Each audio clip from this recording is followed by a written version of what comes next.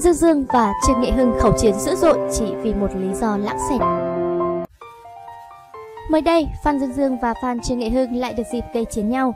Điều bất ngờ là hai chàng trai này trước nay chưa từng nhắc đến nhau hay xung đột về tài nguyên. Tại sao fan hai nhà lại ghét nhau như vậy? Được biết, nguyên nhân bắt đầu chỉ do một từ be, tiếng kêu của dê. Chuyện là đầu tháng 10 năm ngoái, Trương Nghệ Hưng khi tuyên truyền cho album mới đã lên Weibo tương tác với fan, bình luận một chữ be.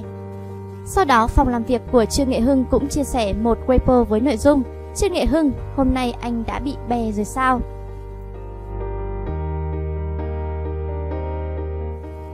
Vốn dĩ, be là biệt danh của Dương Dương. Phan Dương Dương khi nhìn thấy liền nghĩ rằng Trương Nghệ Hưng muốn cướp biệt danh của thần tượng mình nên đã vào ném đá Nghệ Hưng. Khi sự việc trở nên căng hơn, ngay cả fanpage chính thức của Dương Dương cũng lên tiếng khẳng định chủ quyền bằng cách đưa ra bằng chứng Dương Dương be trên Weibo từ tháng 3 năm 2015. Fan Trương Nghệ Hưng đáp trả thần tượng mình be từ tháng 1 năm 2015. Phan Dương Dương lại đưa bằng chứng từ năm 2014.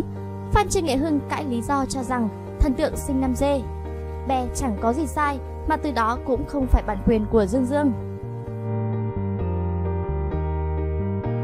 Vừa hay sau đó, Trương Nghệ Hưng bất chợt đăng một video với dòng chú thích: Tết Trung Thu vui vẻ, mọi người ăn bánh Trung Thu chưa? Kèm theo chữ pe.